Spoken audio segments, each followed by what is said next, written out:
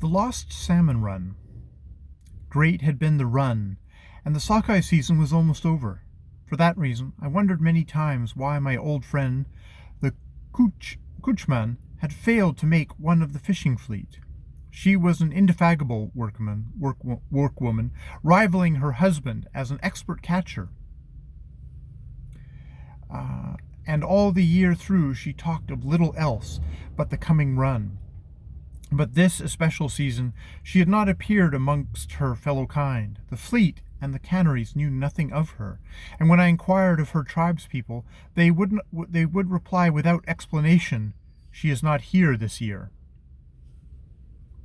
But one russet September afternoon I found her. I had idled down the trail from the Swan's Basin in Stanley Park to the rim that skirts the Narrows, and I saw her graceful high-bowed canoe heading for the beach that is the favorite landing place of the Tillicums from the mission.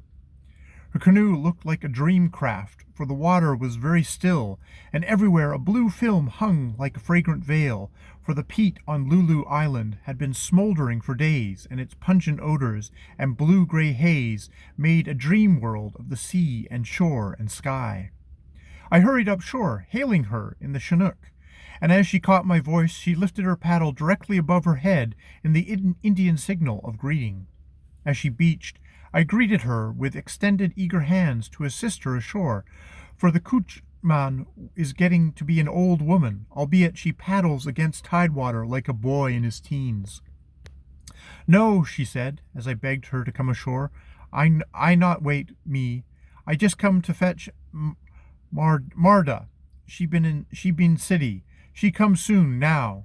But she left her working attitude and curled like a schoolgirl in the bow of the canoe, her elbows resting on her paddle, which she had flung across the gunwales. "I've missed you, coachman.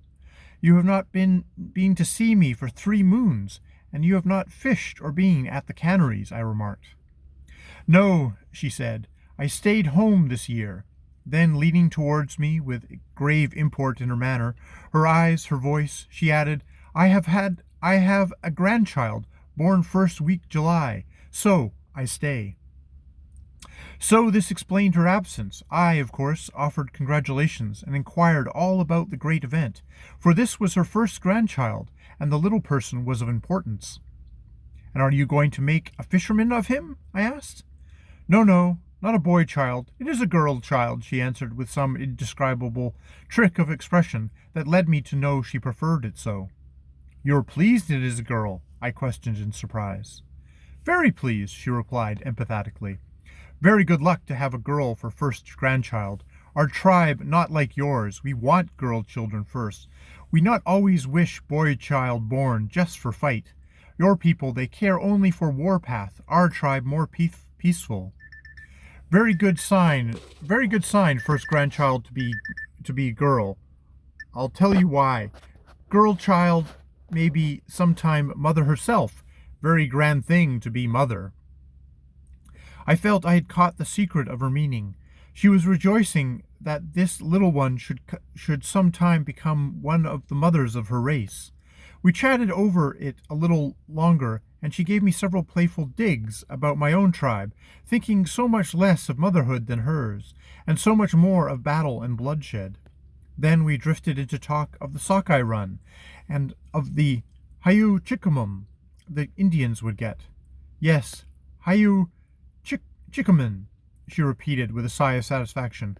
"Always hayu muckamuck when big salmon run. No more ever come that bad year when not any fish." "When was that?" I asked. "Before you born, or pointing across the park to the distant city of Vancouver that breathed its wealth and beauty across the September afternoon. Before that place born, before white man came here. Oh, long before." "Dear coachman, I knew